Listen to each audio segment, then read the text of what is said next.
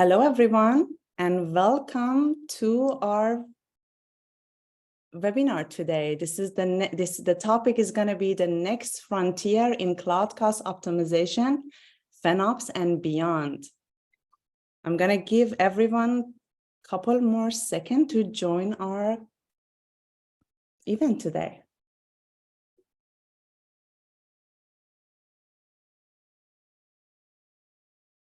Awesome. I see people are joining.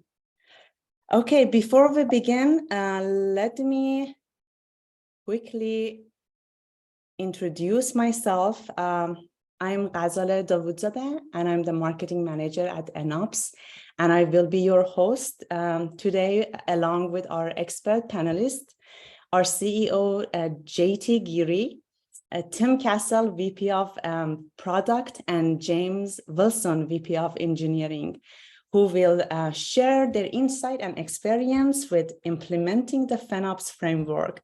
Also, we will share and explore the latest trend in cloud cost optimization, including the emerging discipline of FinOps and how it can help organizations achieve their cloud cost optimization goal. So please, I encourage everyone to ask questions and engage in the chat, and we will take your question at the end. So without further ado, JT, could you please introduce FinOps to those who may not be familiar with the platform, and also highlight its key feature and that helps businesses with optimizing their cloud cost? Sure thing. Thanks, Ghazaleh, and thanks everyone for your time. We appreciate it. Just Ghazaleh, real quick, are you able to see me? Yes. Okay, perfect. Great. Yeah. All right. So if you're not familiar with FinOps, we are a fully automated FinOps platform. We have a unique pricing model. The platform is completely free, and the customers pay, percentage of the savings. And we are an advanced AWS partner and process close to $500 million in billing. And we have two ways where we help our customers. Number one is when customers are leveraging FinOps, they pay less for cloud resources. So what that really means is we automatically manage the commitments without any financial risk on the customer side. Another way we help our customers is, kind of just helping them to consume less resources. So we're using machine learning to find resources that could be grouped together, that could be paused together, off hours to save you money. So the whole goal here of FinOps is really provide effortless experience. So it is easy for engineers to take action. It is easy to drive accountability across different teams. So that is a little bit about what FinOps does. And maybe I can quickly touch on how we align with the FinOps, the different FinOps phases. And so obviously it's exciting time. It's exciting time to kind of see this discipline emerging. I remember when DevOps was taking off, it was just in the beginning, it was just kind of exciting. There was a lot of tooling. There were like a lot of different sort of breakthroughs, especially when DevOps was new. I remember before DevOps, there weren't a lot of companies who were deploying code daily, and DevOps kind of brought that level of change in the ecosystem. So I'm excited to see what's happening in this space right now. So one of the ways we align with the FinOps framework is to kind of align tightly with the different phases of FinOps. We're all aware of inform phase, as we know that if you can't measure something, it's super hard to kind of optimize it. So we have a product called Business Context, where what we really allow you to do is layer your business context on every dollar of your AWS spend. So you can do cost allocation, you can do showbacks, you can distribute share cost, and we give this functionality for free. We strongly believe that going forward, cloud management will be more impact driven. There was time where all the cloud management platform were charging percentage of AWS spend. It's more of a cloud tax model. Going forward, we believe that industry will switch to more of like percentage of the savings type of model. And this is where our optimized offering comes in play. We automatically manage your commitments. We look for resources that could be paused off hours, like EKS clusters, Aurora clusters, or RDS instances. We also look at your auto scaling and see if we can optimize it based on your usage pattern. Once again, the platform is completely free. If you end up using our automation, we take percentage of the savings, and we have a lot of capabilities around making it easy for you to operate cloud more efficiently. So, if you're on AWS, a lot of companies, as they move to AWS, there needs to be strict tagging, especially if you're going through migration acceleration with AWS. So we automatically tag your resources there. We align with all the different pillars of well-architected framework, and we have a very tight integration with Jira, so you can actually build a cloud backlog and manage it directly in FinOps. Great. Thank you so much, JT. Before we move on, I'd like to engage our audience with a quick poll question. We want to hear from you and get your input in this topic. So let me just stop sharing my screen and then start the poll question. Okay, let me know when it's visible to you guys. We can see it. Excellent. So 30 seconds, please answer this question. What is FinOps and how does it propose a cultural shift towards cloud cost optimization? Excellent. Thanks everyone for participating.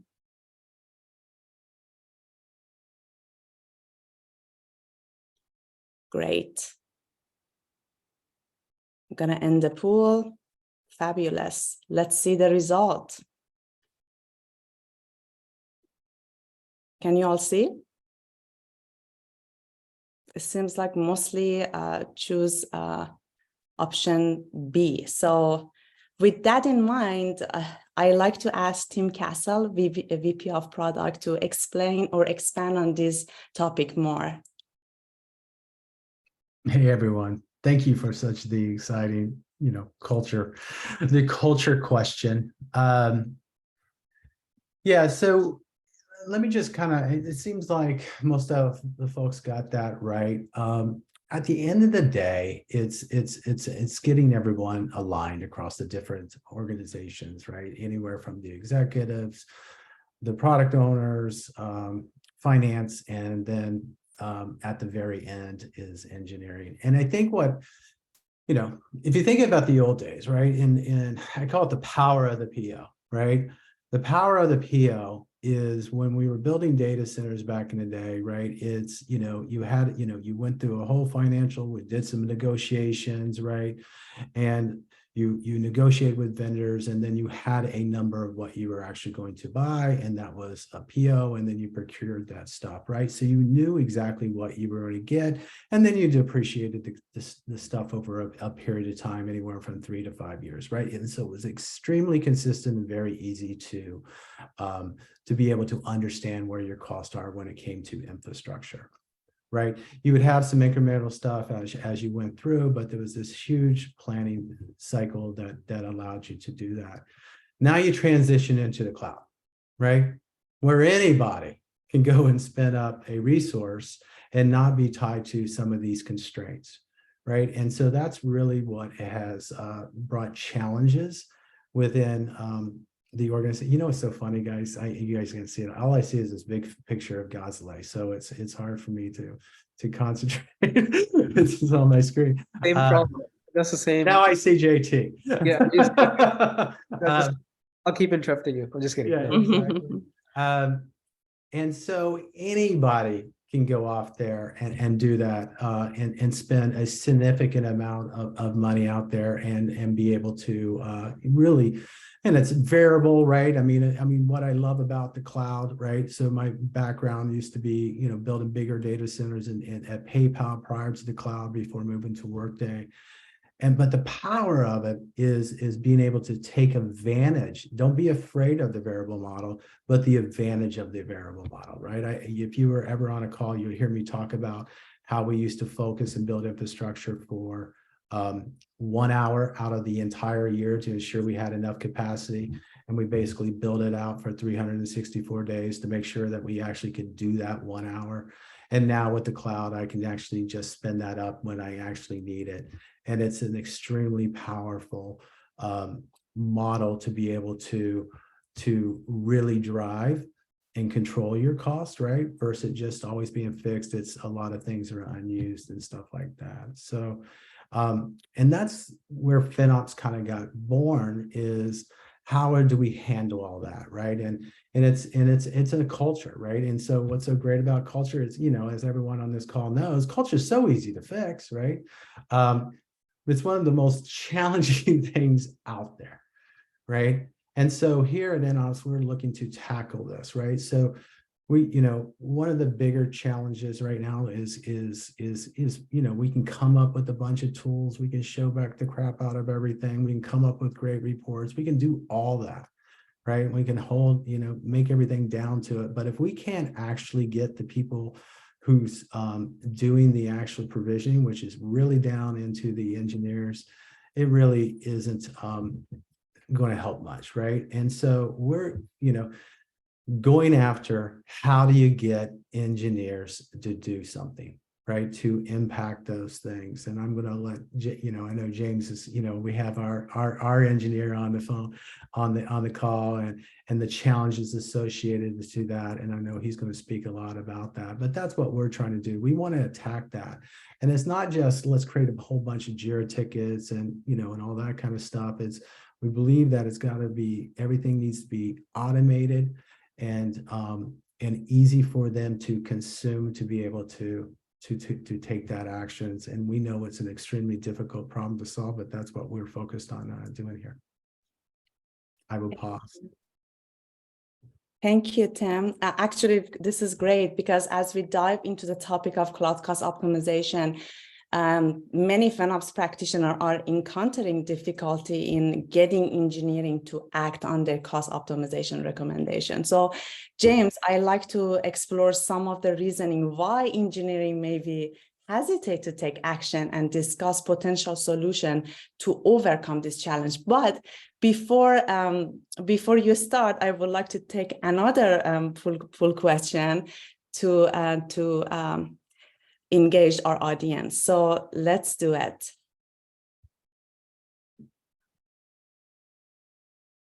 Here we go.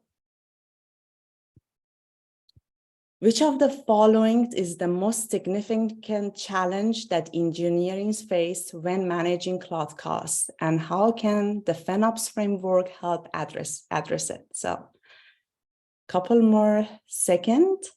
Thank you so much for participating.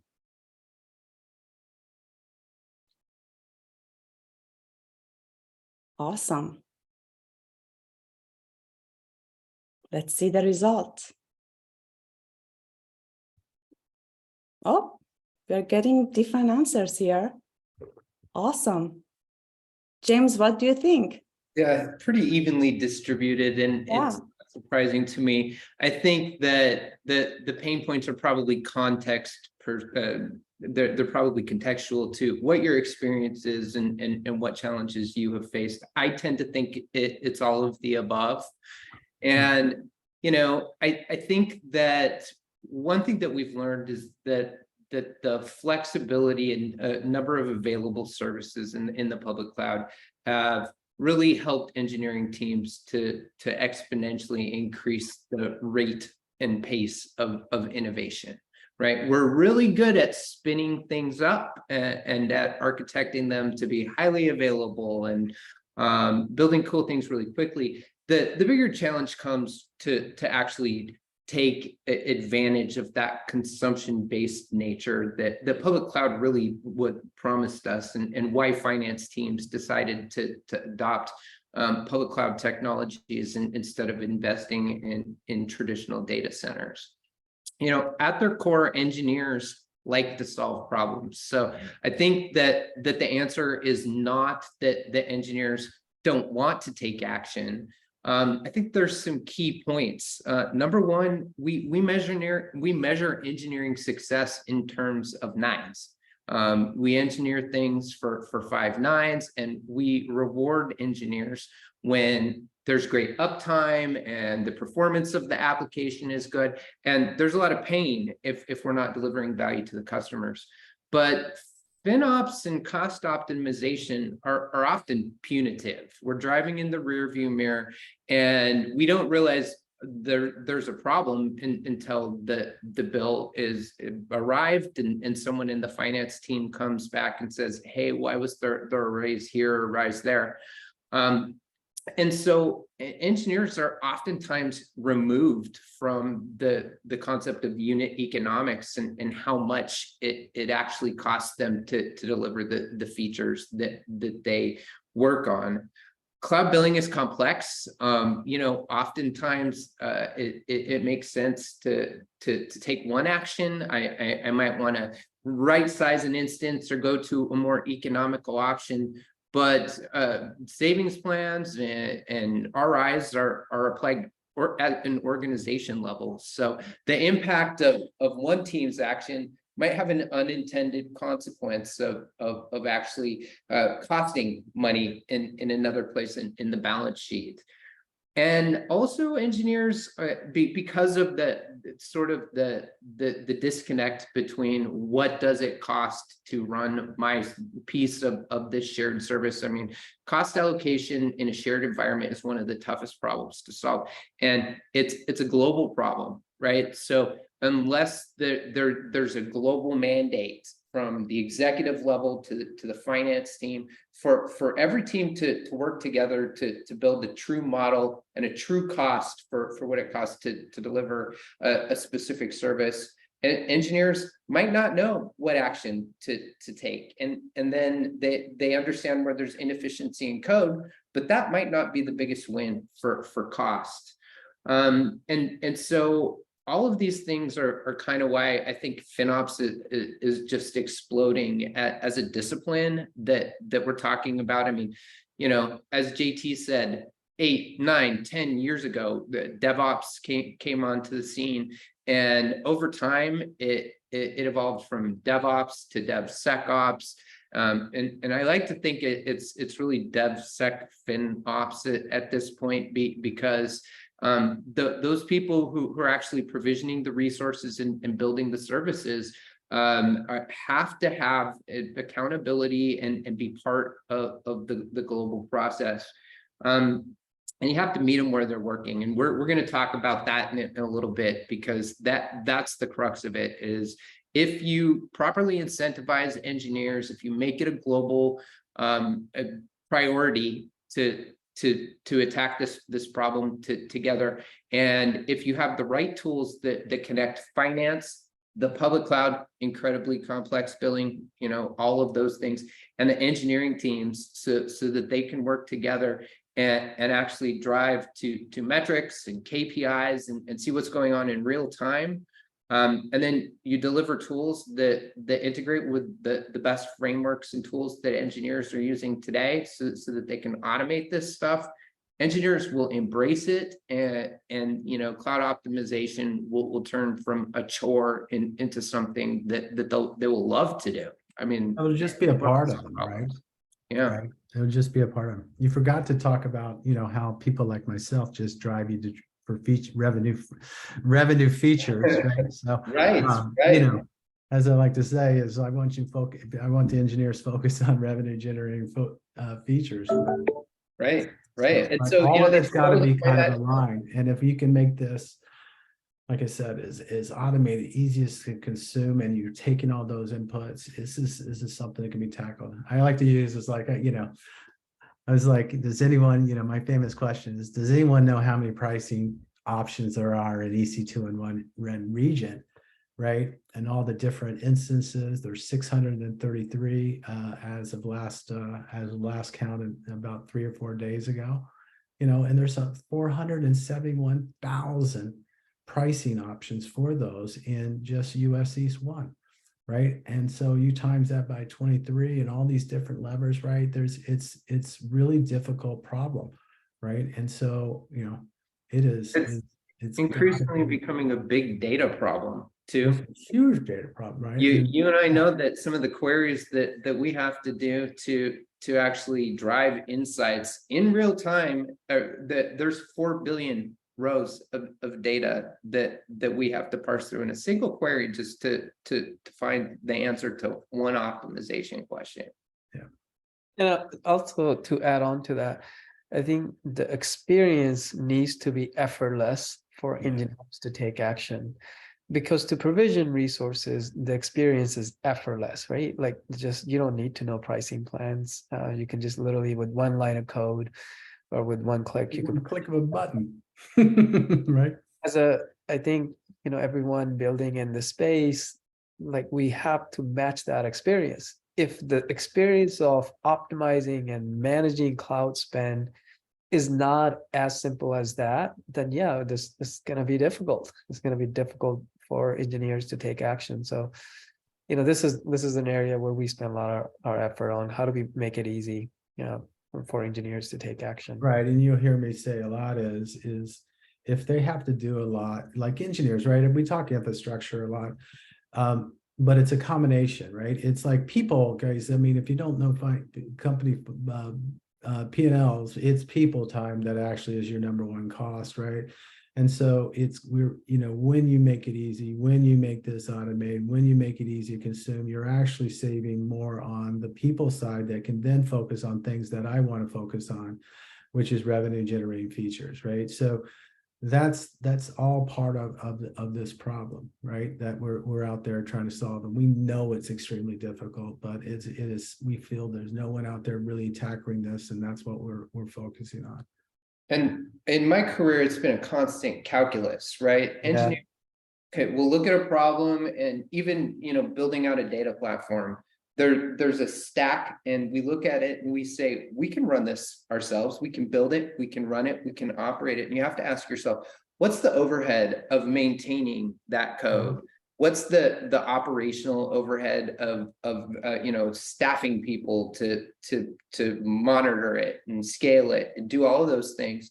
And so there's a constant calculus about is it better for me to buy it or build it? And oftentimes, it comes down to, if that's going to be a distraction from us meeting our delivery commitments, then obviously it makes more sense for us not to fall into the not made. Yeah, your core is not mastering AWS right. pricing. That's right. That's right. what I keep coming back to. Right.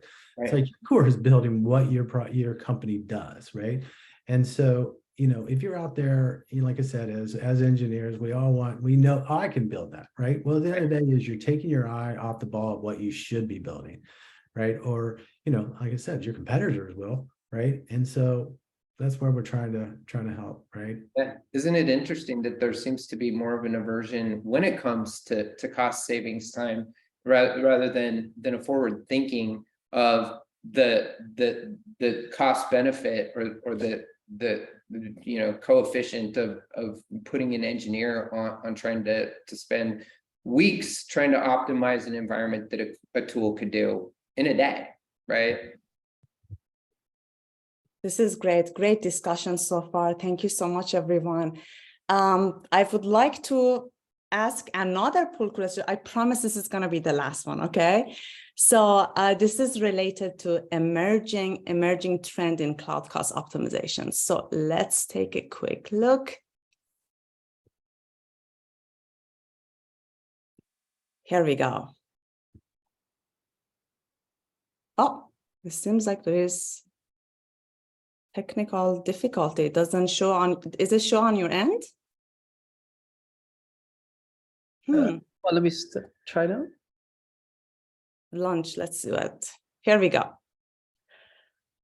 What are some of the emerging trends in cloud cost optimization that engineering should be aware of, and how do they impact FinOps? Let's see. Thank you, everyone, for participating. Awesome. Couple more seconds.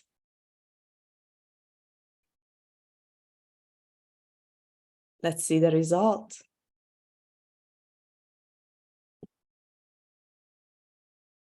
Implementation of FinOps practice to ensure cost transparency and accountability. Okay, excellent.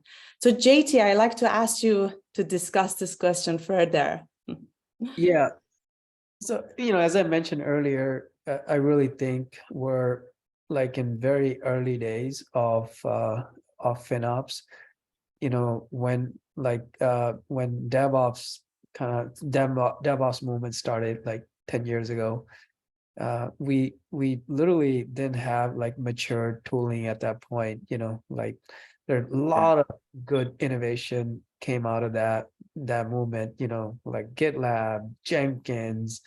I used to write Jenkins scripts to automate stuff, and eventually, we started leveraging it to deploy code multiple times a day. So, it was just, before DevOps, it was literally, copying files to the server, and it was a very difficult thing to do, right? But you would hear at that time Amazon, Google deploying code like thousands of times a day. And then, once the tooling came about, it is very common, even startups, if not 1,000 times a day, like several times a day. And I really think, there's going to be a lot of innovation in FinOps area. So back to your question here, I do think that, transparency is a good starting point, and I'm not surprised a lot of people selected that, because as Tim mentioned earlier, it's just cloud billing is complex. Engineers are not the best people to understand AWS pricing plans and how everything gets billed. Some things get billed by hours, something gets billed for scanning the data, utilization based and things like that.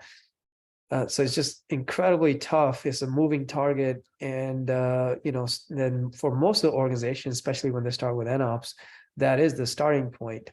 We actually provide this functionality where you can create like showbacks and allocation and distribute costs across different business units. We provide this functionality for free, because we believe if you have like good hygienes, if you understand how do you spend money on AWS, you could better manage it, you can have better controls, you could drive accountability across your team. So I do see that. Some of the other emerging trends, the amount of data that is available in cloud, you have to leverage machine learning.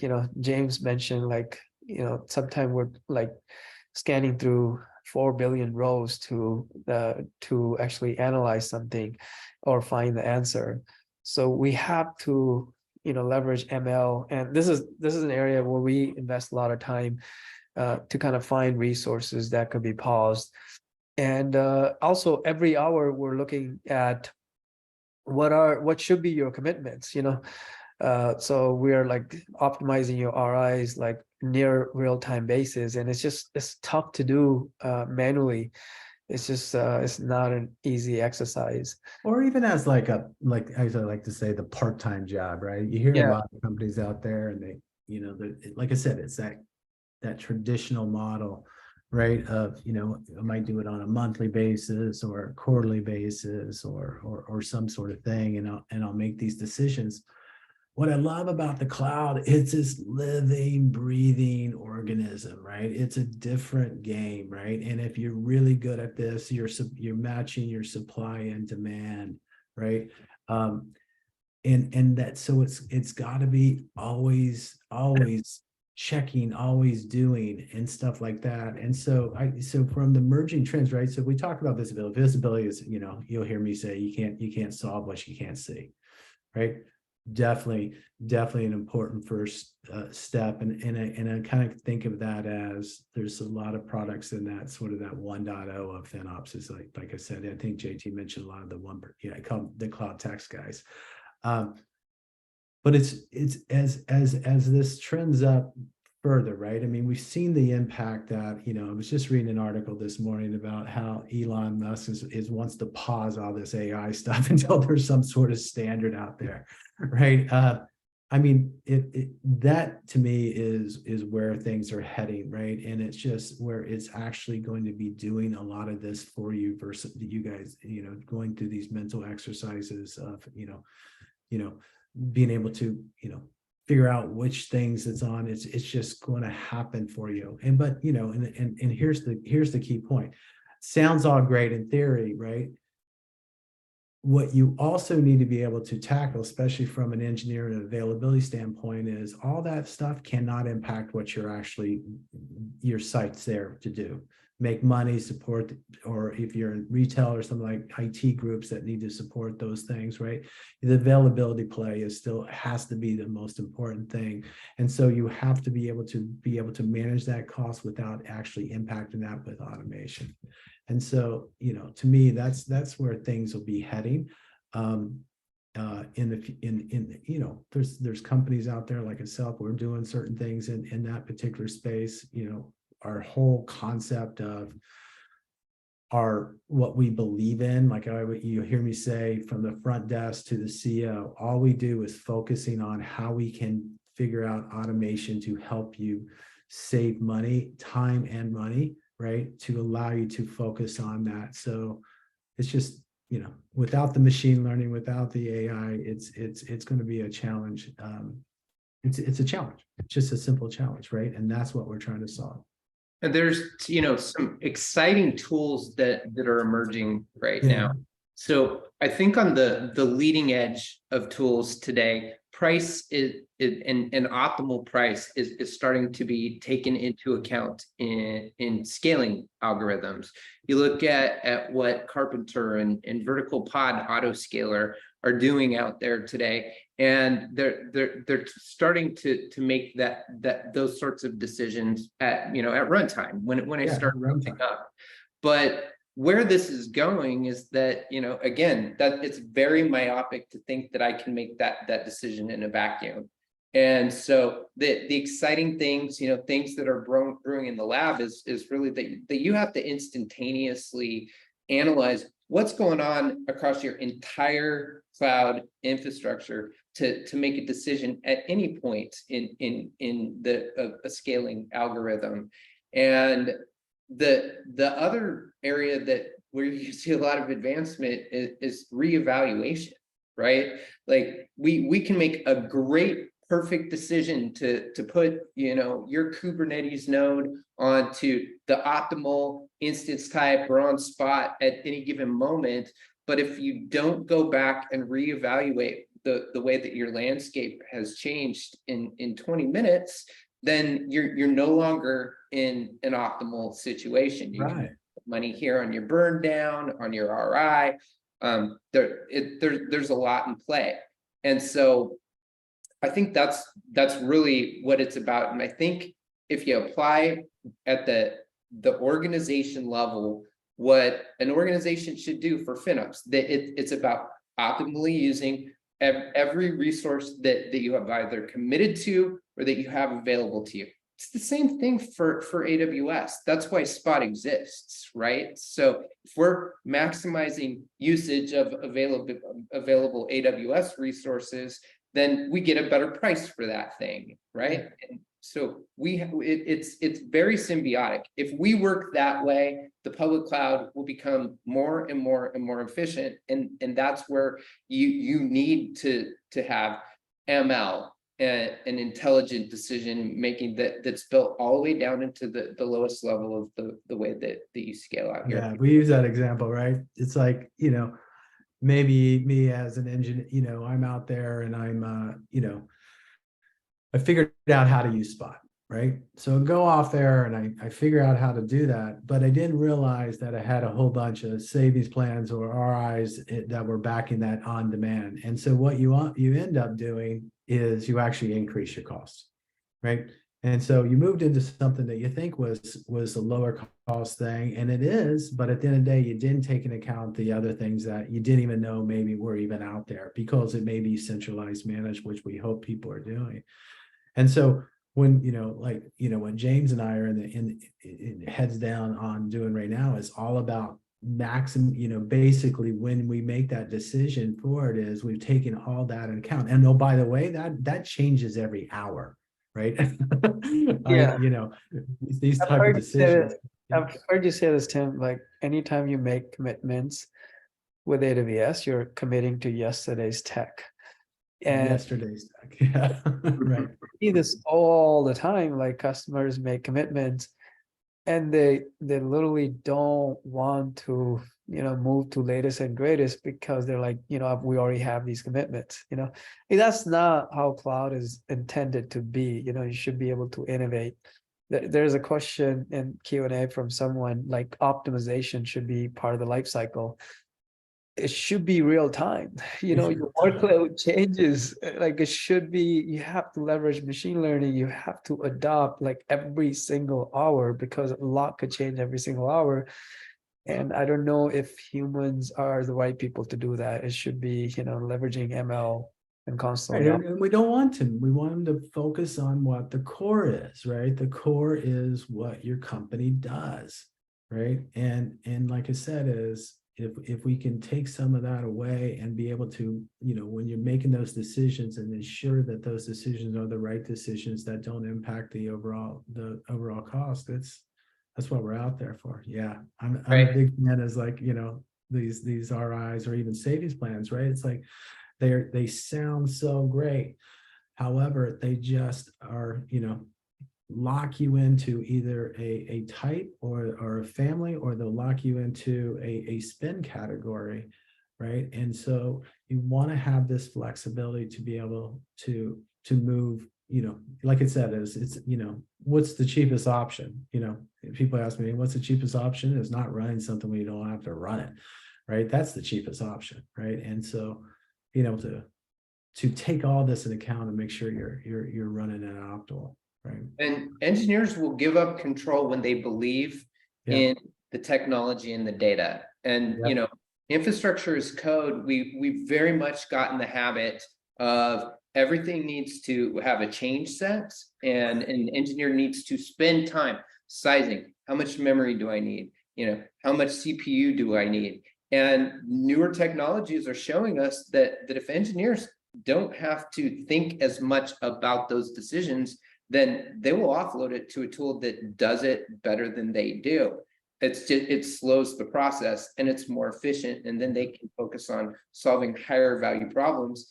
And then another trend that's coming, we all know that there are static analysis tools for infrastructure as code.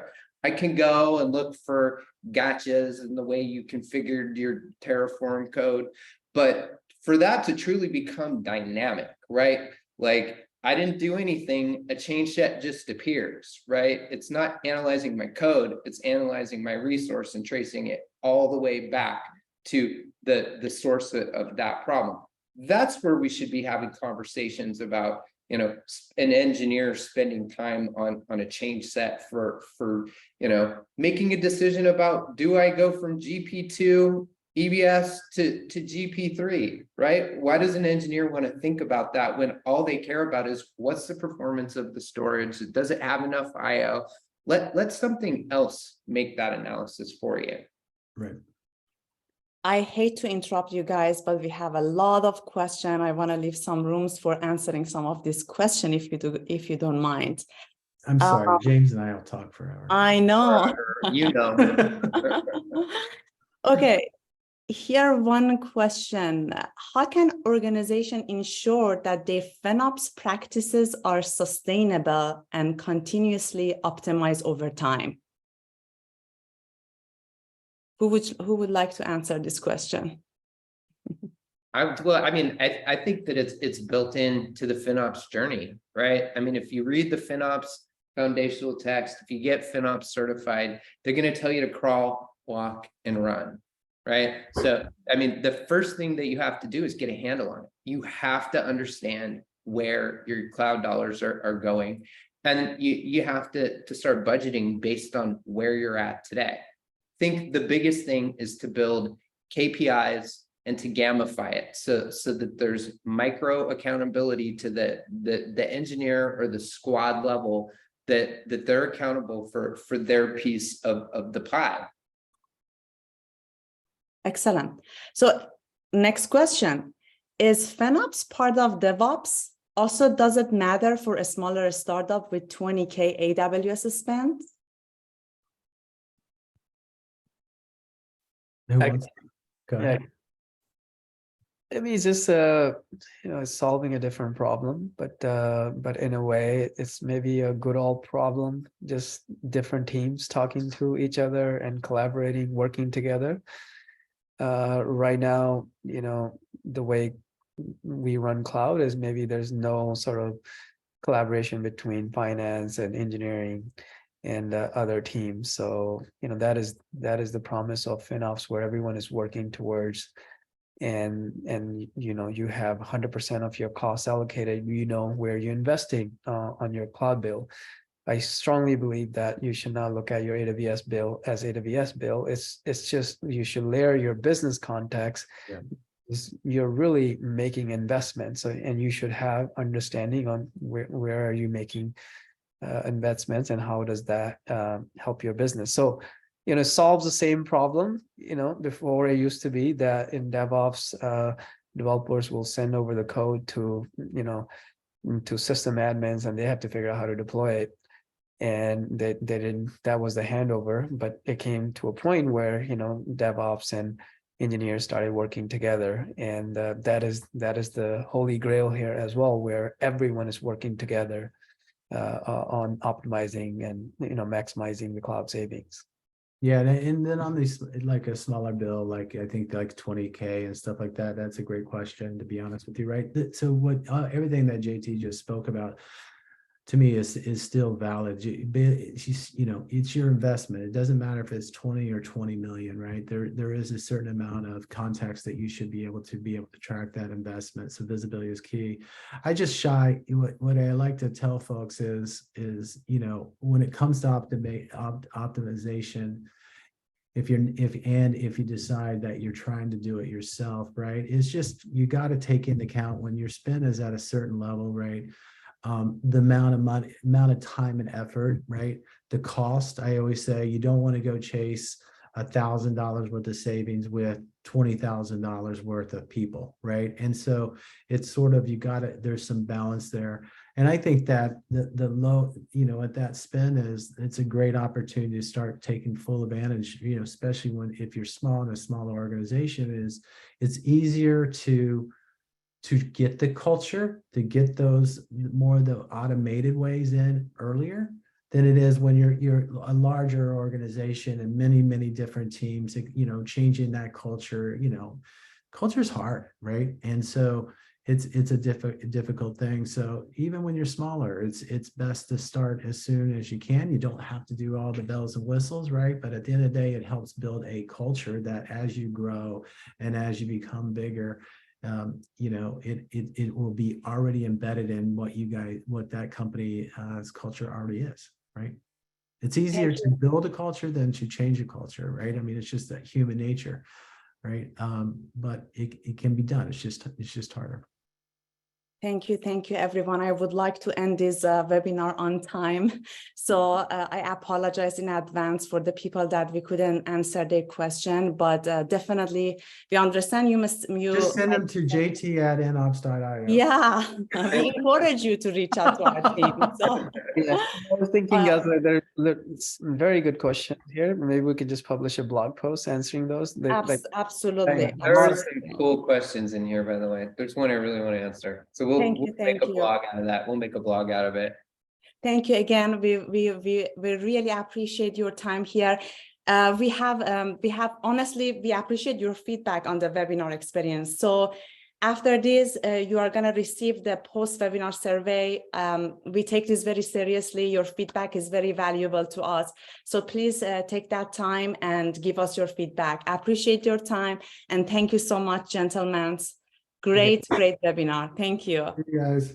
Thanks, everybody. Take care. Take